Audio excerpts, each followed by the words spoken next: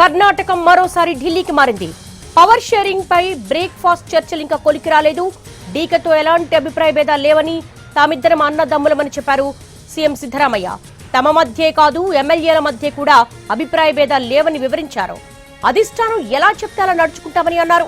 December 8న ఇద్దరు నేతలు ఢిల్లీకి వెళ్లనున్నారు. ఢిల్లీలో కర్ణాటక ఎంపీలతో డిన్నర్ మీటింగ్ నిర్వహించనున్నారు.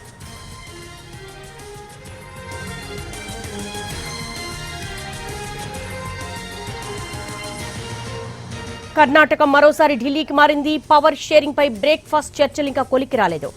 డీకేతో ఎలాంటి అభిప్రాయాలు లేవని, తామిద్దరం అన్నదమ్ములమని చెప్పారు సీఎం సిద్ధరామయ్య. తమ మధ్యే కాదు, ఎమ్మెల్యేల మధ్య కూడా అభిప్రాయ భేదాలు లేవని వివరించారు.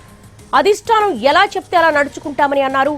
డిసెంబర్ 8న ఇద్దరు నేతలు ఢిల్లీకి వెళ్లనున్నారు. ఢిల్లీలో కర్ణాటక ఎంపీలతో డిన్నర్ మీటింగ్ నిర్వహించనున్నారు.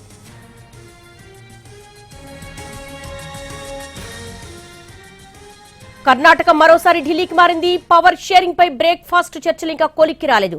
దీనికి సంబంధించి మోర్ డీటెయిల్స్ ఢిల్లీ నుంచి మా ప్రతినిధి ప్రసాద్ అడిగి తెలుసుకుందాం. ప్రసాద్, కర్ణాటకలో పవర్ షేరింగ్ పై ఇంకా సందిగ్ధత కొనసాగుతోంది.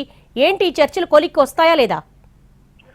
ఎప్పుడైతే ఇద్దరి మధ్య విభేదాలు వచ్చాయో ఆ ఇద్దరి మధ్య విభేదాలను తామంతట తామే పరిష్కరించుకోవాలని చెప్పి హైకమాండ్ సూచించడంతో తాత్కాలికంగా బ్రేక్ఫాస్ట్ మీటింగ్లు ఏర్పాటు చేసుకుని ఇద్దరు ఒక సయోధ్యకు వచ్చారు. ప్రధానంగా ఇప్పుడు ఈ తాత్కాలికంగానే సమస్య పరిష్కారం అయినట్లుగా ఉంది. కానీ వాస్తవానికి కొంత మేరకు ముఖ్యమంత్రి పదవి కోసం డికే శివకుమార్ కు ఇచ్చినటువంటి హామీని మరొకసారి గుర్తు చేస్తూ హైకమాండ్ కి డిసి కుమార్ చాలా ఆయన చెందినటువంటి గ్రూపులు, ఆయన మద్దతుదారులంతా కూడా పావులు కదిపారు.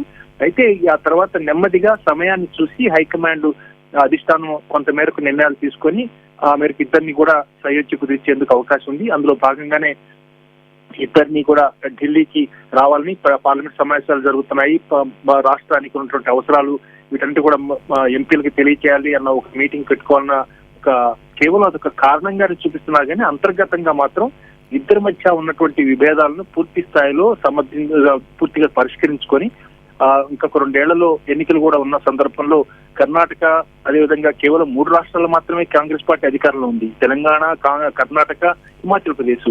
ఈ 3 రాష్ట్రాల్లో అత్యంత కీలకమైనటువంటి రాష్ట్రం కర్ణాటక. కాబట్టి కర్ణాటక రాష్ట్రంలో కూడా ఇలాంటి విభేదాల వల్ల పార్టీ కనుక దెబ్బతిన్నట్లయితే అది పూర్తి స్థాయిలో కాంగ్రెస్ పార్టీకి మరింత బరాబం చేకూర్చే అవకాశం ఉంది. కాబట్టి వీటన్నిటిని కూడా దృష్టిలో పెట్టుకొని అందరూ కూడా సయోధ్యతో సమిష్టిగా ఒక అర్థం చేసుకొని ఒకరికొకరు ఇచ్చిపుచ్చుకుంటూ ఈ కాంగ్రెస్ పార్టీ యొక్క అవసరాలని, అదేవిధంగా జాతీయ స్థాయిలో ఉన్నటువంటి అవసరాలను కూడా దృష్టిలో పెట్టుకొని అందరూ ఒకే తాటిపై ఉండాలన్న అంశాలను దృష్టిలో పెట్టుకొని హైకమాండ్ సూచించింది. ఆ సూచన మేరకు ఇద్దరు డికే కుమార్ పిసిసి అధ్యక్షుడు, ఉప ముఖ్యమంత్రి, అదేవిధంగా ముఖ్యమంత్రి సిద్ధరామయ్య. ఇప్పుడే కొద్ది నిమిషాల క్రితం ముఖ్యమంత్రి సిద్ధరామయ్య కూడా తమ ఇద్దరి మధ్య ఎలాంటి విభేదాలు, మేమిద్దరం కూడా అన్నదమ్ములు అన్నారు.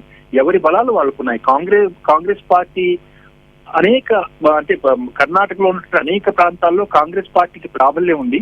ఆ ప్రాబల్యము గట్టి పట్టు కూడా ఉంది. అయితే ఆ పట్టుకు సంబంధించినటువంటి నాయకులు కూడా చాలా మంది ఉన్నారు. కాబట్టి సహజంగానే అధికారాన్ని పంచుకునే విషయంలో కొంత మేరకు విభేదాలు ఉంటాయి, ఆ విభేదాలు ఉంటాయి. దీన్ని దృష్టిలో పెట్టుకుని హైకమాండ్ కూడా ఎవరి బలం ఎంత అన్నది దృష్టిలో పెట్టుకొని, అయితే పార్టీ అవసరాలు కూడా దృష్టిలో పెట్టుకొని కొంత మేరకు ఇద్దరి మధ్య ఒక సయోధ్య కుదిరించి రాజీకి వచ్చే అవకాశం ఉంది. ఖచ్చితంగా ఢిల్లీకి వచ్చిన తర్వాత వారిద్దరిని కూర్చోబెట్టి హైకమాండ్ తగు సూచనలు చేసే అవకాశం ఉంది. పైగా ఏసీసీ అధ్యక్షుడు మల్లికార్జున ఖర్గే కూడా కర్ణాటక రాష్ట్రానికి చెందినటువంటి నాయకులు. కాబట్టి వీటన్ని కూడా దృష్టిలో పెట్టుకొని రాహుల్ గాంధీ, కేసీ వేణుగోపాల్, ఖర్గే ముగ్గురు కూడా కూర్చొని ఇద్దరి మధ్య ఉన్నటువంటి విభేదాలను ఏ రకంగా పరిష్కరిస్తామన్నది వేచి చూడాల్సి ఉంది. ఖచ్చితంగా మాత్రం కాంగ్రెస్ పార్టీ అధిష్టానం దృష్టి సారించింది. ఇద్దరి మధ్య ఉన్నటువంటి అభిప్రాయ భేదాలను ఖచ్చితంగా పరిష్కరించే దిశగా అడుగులేస్తుంది. All right Prasad, thanks for the live updates.